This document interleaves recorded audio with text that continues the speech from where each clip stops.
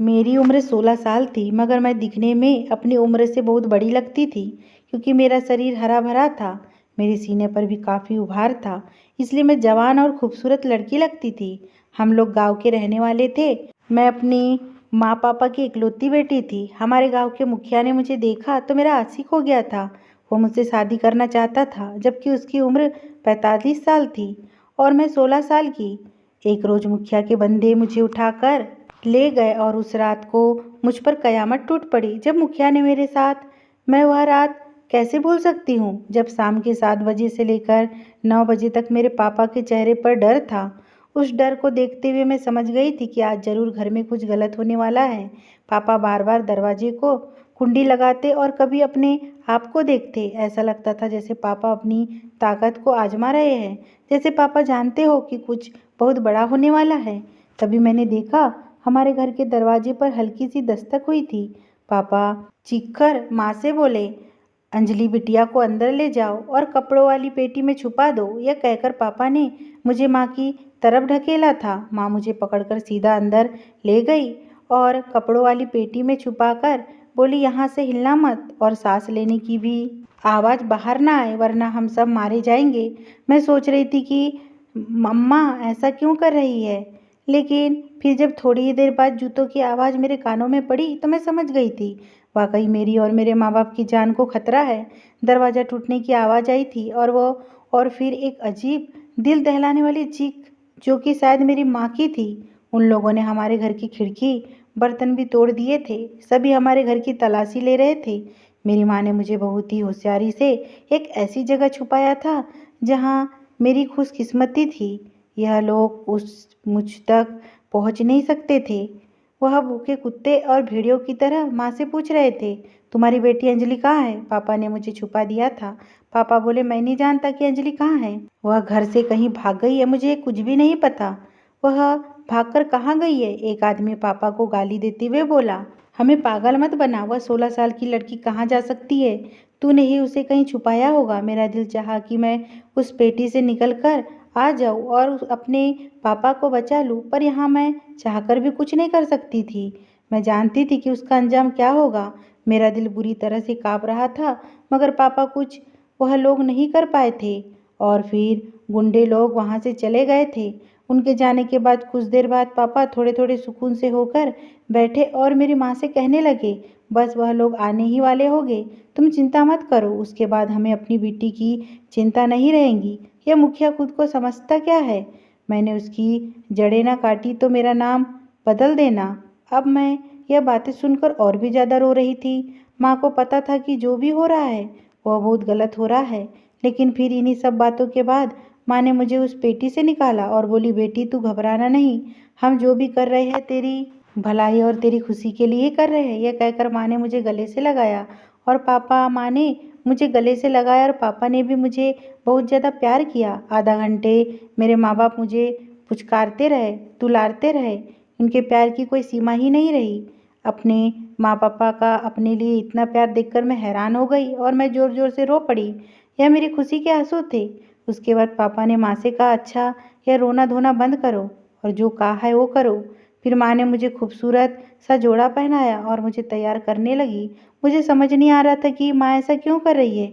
हालांकि ये रात का समय था और रात को माँ मुझे अपने पास सोने को कहती थी, पर आज वो मुझे तैयार कर रही थी जैसे किसी दुल्हन को सजाया और संवारा जाता है। मैं वैसे ही तैयार हो गई थी जैसे माँ ने किया। माँ ने मुझे दुल्हन बना दिया था और फिर लगभग 5 ही मिनट ही गुजरे थे कि घर के दरवाजे पे फिर से दस्तक हुई थी। पापा आराम से गए और दरवाजे को खोला तो सामने 4 आदमी, हट्टे कट्टे आदमी खड़े थे। पापा उन्हें लेकर अंदर आ गए। माँ ने मुझे चारपाई पर बैठने को कहा। मैं चारपाई पर सिमट कर बैठ गई थी। माँ बोली, अब तुम इस पर लेट जाओ और हाँ, तब तक मत उठना जब तक यह लोग तुम्हें कह ना दे उठने के लिए। माँ, तुम मुझे कहाँ भेज रही हो और यह लोग कौन हैं? मैंने अम्मा से डरी हुई निगाहों से पूछा। माँ ने मुझे चुप रहने का इशारा किया और बोली, सवाल मत करो मेरी बच्ची, बस तू जहाँ जा रही है तेरे भले के लिए ही जा रही है। तुझे वहाँ भेज रही हूँ। माँ ने मुझे चुप करवा दिया। तुम्हें तुम्हारे सारे सवालों के जवाब कल तक मिल जाएंगे।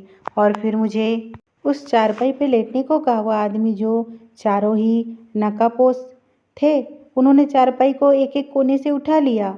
मैं अभी छींकना चाहती थी, पर मुझे समय पर ही अकल आ गई कि मेरी माँ ने मुझे खामोश रहने के लिए कहा। मैं जानती थी अब सोचने का कोई फ़ायदा नहीं होगा। उस मुखिया को अगर पता चल गया कि मैं यही घर पर हूँ, तो मेरी ज़िंदगी नरक से भी बदतर बना देगा। दरअसल मुखिया ने मुझे आज से लगभग 1 महीना पहले अपने खेतों में देख लिया था और उसकी गलत निगाहें सर पे से पाँव तक मेरा जायल ले रही थी। एक ऊंचे कद वाली और खूबसूरत लड़की थी। मेरी उम्र तो सिर्फ 16 साल की थी, पर मैं दिखने में 19-20 साल की लगती थी। मेरे पास आकर कहने लगा, मुझे पता होता कि इस गांव में इतने नायाब हीरे भी है तो मैं उन्हें अपनी सल्तनत बना लेता हूँ। मैं उसकी इस बात पर हैरान रह गई थी। यह आदमी क्या कह रहा है? मैंने यह बात जाकर माँ को बता दी तो वह भी परेशान हो गई। एक शाम जब माँ और पापा और मैं हम सब आराम से अपने घर में बैठे खाना खा रहे थे कि हमारे घर के दरवाजे पर दस्तक हुई। पापा ने उठकर दरवाज़ा खोला तो मुखिया हमारे घर आया था। पापा ने उसका स्वागत किया। वह मेरे दादा की उम्र का था। बस यही सोचकर मैंने उसके सामने चाय पानी रखा था। उसकी नज़रें तो लेकिन कुछ और ही देख रही थी। वो पापा से कहने लगा, देख अशोक, तू मुझे अपनी बेटी दे दे। इसके बदले में जितनी चाहे ज़मीन मैं तुझे दे सकता हूँ। जितना तेरा मन हो उतनी ज़मीनों के कागजात पर दस्तखत कर सकता हूँ। पापा मुखिया की बात सुनकर दंग रह गए थे। मुखिया जी, आप ये कैसी बातें कर रहे हैं? आपको मेरी बेटी क्यों चाहिए? पहले तो पापा ने सोचा कि शायद अपने बेटे के लिए मेरा रिश्ता मांग रहे हैं, पर उसके बेटे की उम्र भी 30 साल थी। लेकिन बाबा उस वक्त दंग रह गए जब उसने अपना रिश्ता मेरे लिए मांगा था। मुझे बहुत हैरत हुई थी और पापा तो जैसे ज़मीन पर पत्थर के बनकर बैठ गए थे। मुखिया जी, आप ये कैसी बात कर रहे हैं? आप भी बेटियों वाले हैं। मेरी अंजलि तो अभी फूल सी बच्ची है, उसकी उम्र भी अभी 16 ही है। आप तो उसके दादा की उम्र के हैं। इस बात पर वह हंसकर बोला, तो कोई बात नहीं, तू बस मुझे दे दे, मैं उसे फूलों की तरह रखूँगा। पापा मुखिया साहब की बातें सुनकर गुस्से में आ गए थे, लेकिन एक गरीब आदमी की हिम्मत दिखाना इतना आसान नहीं होता। पर पापा ने फिर भी उसके सामने थोड़ी हिम्मत दिखाई थी और बोले, मैं अपनी बेटी तुझे कभी नहीं दूंगा। तुझे शर्म नहीं आती? हवस के पुजारी, लोगों की बेटियां पर गलत नज़र रखते हुए तुमने पहले ही 4-4 शादियां कर रखी है, पर अभी भी तुम्हारा दिल नहीं भरा। मेरी मासूम और इतनी कम उम्र की बच्ची, मैं तुमको क्या देख लिया कि तुम उसके पीछे ही पड़ गए हो? भगवान के लिए मेरे घर से चले जाओ। यह सुनकर वह भी गुस्से में आ गया और बोला कि तुमने इस गांव के मुखिया से पंगा लेकर अच्छा नहीं किया। मैं तुम्हें ऐसा सबक सिखाऊंगा कि तुम याद रखोगे। पहले मैं तुम्हारी बेटी को इज्जत से मांग रहा था, पर अब मैं उसे ज़बरदस्ती लेकर जाऊंगा। 1 महीने बाद आऊँगा और उसे लेकर जाऊँगा, तो मेरा कुछ भी नहीं बिगाड़ सकते। यह सुनकर पापा को बहुत ज़्यादा गुस्सा आया था, लेकिन कहीं न कहीं वह भी डर गए थे। हालांकि उन्होंने अपनी बेटी और अपनी बीवी के सामने उस आदमी को तो कुछ नहीं कहा था, लेकिन मैं जान गई थी कि पापा को यह सब अच्छा नहीं लगा और माँ को भी सावधान रहने को कह रहे थे। उसके 1 महीने बाद तक मुखिया धमकियाँ देता रहा कि अपनी बेटी मुझे दे दे सीधे तरीके से, वरना अच्छा नहीं होगा। पापा हर बार मना कर देते, पर पापा हमेशा गहरी सोच में डूबे रहते। वह हर दूसरे तीसरे दिन गांव से बाहर चले जाते, वहां ना जाने किससे मिलने जाते थे। यह बात मेरी समझ में नहीं आती थी। फिर जब वह घर आते तो माँ को हमेशा उम्मीद दिलाते और कहते, मुखिया की मोहलत ख़त्म होने से पहले ही मैं कुछ ऐसा करूँगा कि हमारी बेटी हमेशा के लिए सुरक्षित हो जाए। पर मैं नहीं जानती थी कि पापा मेरे लिए क्या करने वाले हैं। मैं तो बस चूहे की तरह आँख बंद करके बिल्ली के जाने का इंतज़ार कर रही थी। तभी एक रात ये हादसा हो गया और फिर मुझे 4 नकाबपोश ने चारपाई पर लेटाकर मुझे मेरे घर से लेकर चले गए थे। मैं खामोश थी। मैं जानती थी पापा मेरे लिए कुछ गलत नहीं सोच सकते। माँ बाप हमेशा औलाद का भला ही सोचते हैं। माँ बाप कभी भी ऐसा नहीं करते कि अपनी खुशियों की खातिर अपनी औलाद को नुकसान पहुँचा दे। बस मैं इसी बात को सोचकर सुकून में थी। फिर वो आदमी मुझे उल्टी सीधी रास्तों से घुमाते हुए ना जाने कहाँ लेकर जा रहे थे।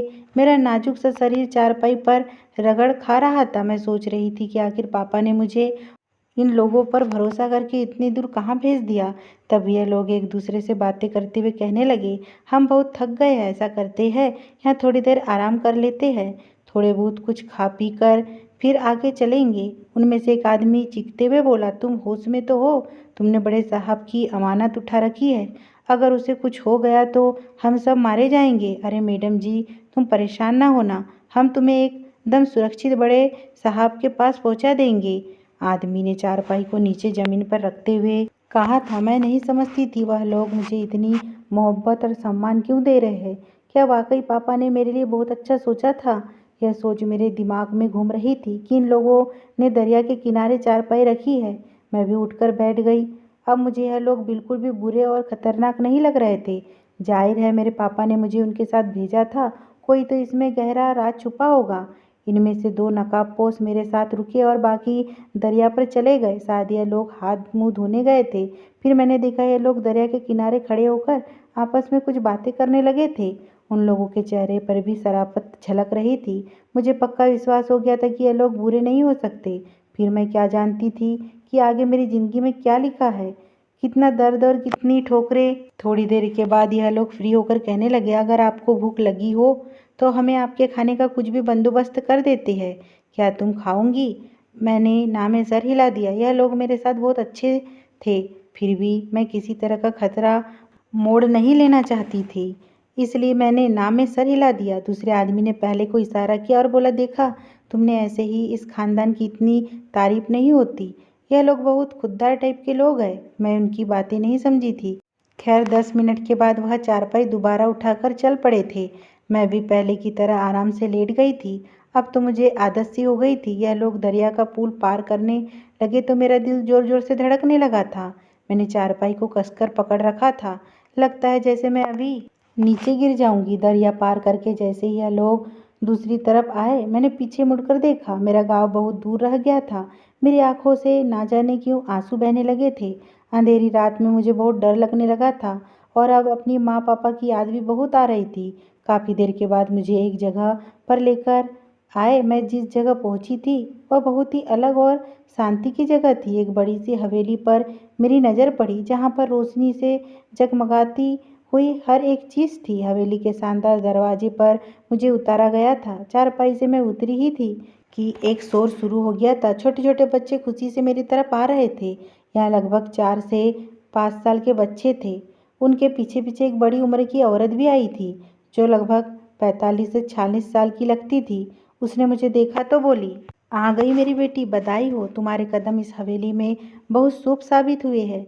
मैं तुम्हारे पापा को जानती हूँ, बड़े ही अच्छे इंसान हैं। कहकर उस औरत ने मुझे हाथ से पकड़ा और अंदर कमरे में ले गई। मैंने देखा उस कमरे में 2 बड़े बड़े पर्दे लगे हुए थे। एसी की तरफ मुझे बैठाया गया और फिर मेरे हुलिया को सही किया जाने लगा। आते आते मेरा हुलिया काफ़ी ख़राब हो चुका था। दोबारा से मुझे मेकअप कराया गया, जेवर भी पहनाए गए और फिर एक औरत कहने लगी, बेटा आज तुम्हारी शादी है, वह भी एक बहुत ही अच्छे आदमी से। अब तुम्हें जो भी कहा जाए बस तुम उतना ही करना। मेरी माँ ने भी तो यही कहकर मुझे भेजा था कि जैसे वह लोग कहे वैसा ही करना, उनकी बात पर इनकार मत करना। मैंने इसलिए हाँ में सर हिला दिया। थोड़ी देर के बाद वह लोग मुझे वहाँ से लेकर गए जहाँ शादी का मंडप सजा हुआ था और फिर वहाँ मेरे एक आदमी से शादी कर दी गई। फेरे लेते हुए मेरी आंखों से आंसू टपक रहे थे। मैं सिर्फ 16 साल की थी और इस उम्र में मेरी शादी हो रही थी। जाहिर है मुझे अजीब सा लग रहा था। मैं डर भी रही थी। मैं नहीं जानती थी कि मेरी शादी किस आदमी से हो रही है, वह दिखने में कैसा लगता है और शादी के बाद मेरे साथ क्या होने वाला है। मैंने घूंघट से झाँक कर देखा तो वह आदमी दिखने में हट्टा कट्टा लग रहा था। मैंने अपनी नज़रें उठाकर अच्छे से उसका चेहरा नहीं देखा था कि वह कौन था, मुझसे क्या चाहता था और जो एक आम सी झोपड़ी में रहने वाली लड़की को इस बड़ी सी हवेली में लेकर आया था। अब मेरी शादी हो गई थी और फिर वह औरत मुझे दूसरे कमरे में लेकर गई, जहाँ एक बहुत ही शानदार फूलों से बिस्तर बिछा हुआ था। चारों तरफ महंगे महंगे पर्दे लगे हुए थे। एसी वाला रूम था।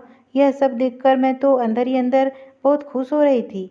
वह बोली कि तुम सो जाओ, तुम थकी हुई हो, हम सुबह बात करेंगे, अभी रात बहुत ज़्यादा हो गई है। लेकिन हाँ, सोने से पहले खाना ज़रूर खा लेना। अभी मैं नौकरानी के हाथ से खाना भिजवा रही हूँ। मैं अभी कमरे में जाकर बैठी ही थी कि शोर शराबा हवेली के दरवाजे पर होने लगा था और फिर धमाकेदार आवाज़ आने लगी थी। लगता था जैसे कोई युद्ध छिड़ गया हो। वह औरत दरवाज़ा बंद करके दोबारा मेरे पास आकर बैठी और बोली, बेटी तुम बिल्कुल भी चिंता मत करो, हमारे कुछ दुश्मनों ने हमारी हवेली पर हमला कर दिया है। यह बाहर मर्दों का काम है, वो लोग देख लेंगे। उन्होंने हम औरतों पर आज तक कोई भी आँच आने नहीं दी है और मैं खुद को भी अभी तक सुरक्षित महसूस कर रही थी। वहाँ और कहने लगी कि अब तुम एक बड़े इंसान की पत्नी बन चुकी हो, जो कि बहुत ही ऊंचे घराने से संबंध रखता है। तुम पर कोई आँच नहीं आ सकती। यह कहकर उस औरत ने मुझे प्यार किया और कहा, तुम अब सो जाओ, मैं यहीं पर हूँ तुम्हारे पास। कुछ हुआ तो तुमको बता दूंगी। मैंने कहा, ठीक है। मैं सो गई। सुबह उठी तो वह औरत वहाँ पर मेरे साथ ही लेटी हुई थी। कहने लगी, चलो तुम्हारे पापा तुमसे मिलने आए हैं, वह तुमसे मिलेंगे तो उनको अच्छा लगेगा और वह तुम्हें कुछ बताना भी चाहते हैं। मैंने कहा, ठीक है। मैं खुशी खुशी पापा से मिलने चली गई। वहाँ मुझसे इतनी दूर से मिलने आए हैं। मैं बाहर गई तो पापा बड़े से कमरे में बैठे हुए थे और उनका सर झुका हुआ था, लेकिन उनके चेहरे पर बहुत ही सुकून था। मुझे देखते ही वह मेरे पास आ गए और मेरे सर पर हाथ रखा और मेरे साथ ही बैठ गए। फिर बोले, मेरी प्यारी बेटी अंजलि, मैं जानता हूँ मैंने तुम्हें बताए बिना ही इतना बड़ा फैसला कर लिया, पर मुझे इतना मालूम है कि मेरी बेटी मुझे शर्मिंदा नहीं करेंगी। तुमने मेरा सर गर्व से ऊंचा कर दिया है। मैंने जो कहा था, जो समझाया था, तुमने वैसा ही किया है और सब कुछ वैसा ही हुआ है। तुमने इन लोगों के सामने उनकी बात मानकर बहुत अच्छा काम किया है बेटा। मुझे तुमसे इतनी सी उम्र में इतनी बड़ी बात की उम्मीद नहीं थी। तुमने तो मेरी परवरिश पर इतना अच्छा इनाम दिया है मैं बहुत खुश हूँ।